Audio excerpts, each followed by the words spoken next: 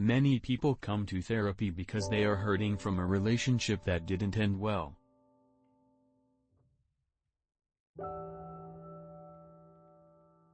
They may say things like, "I wish I could go back in time to make things turn out differently," or "I don't know how I'll be able to survive without him/her in my life." But the truth is that we all have an incredible ability to bounce back from even the hardest splits. Here are 3 techniques you can use to counteract the sting of a failed relationship.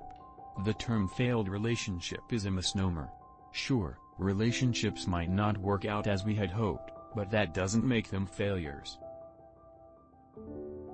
Unfortunately, our brains have a tendency to categorize people, events, and things into concrete, black and white categories.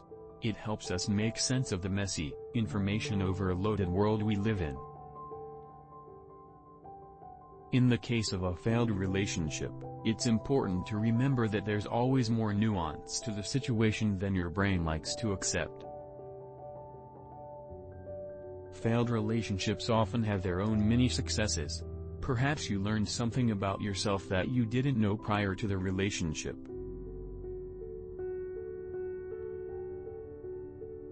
Perhaps you took up a new activity, hobby, or routine because of the relationship. Perhaps you saw a new part of the world or discovered a new health habit. Perhaps you have a better idea of what you'd like to see in your next relationship.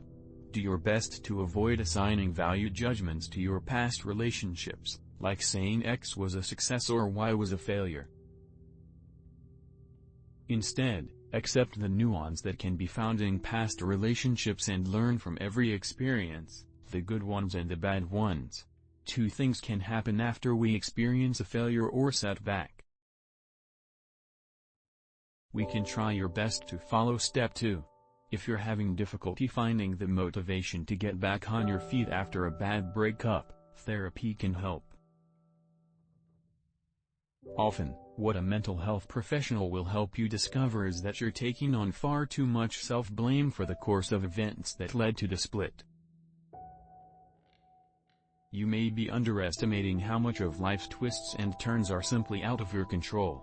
This mode of thinking can cause problems in other domains as well, such as in parenting and professional pursuits. It's comforting to remind ourselves that we can't control the future. We can't control the choices other people make. We can't force ourselves into a reality that may or may not come to pass.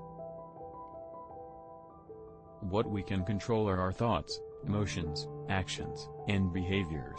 The better we get at guiding our own ship, the less affected we become by the myriad of things beyond our control. It's also important to keep in mind that all of life's relationships are meaningful. So, when we talk about failed relationships, it doesn't have to mean a failed romance.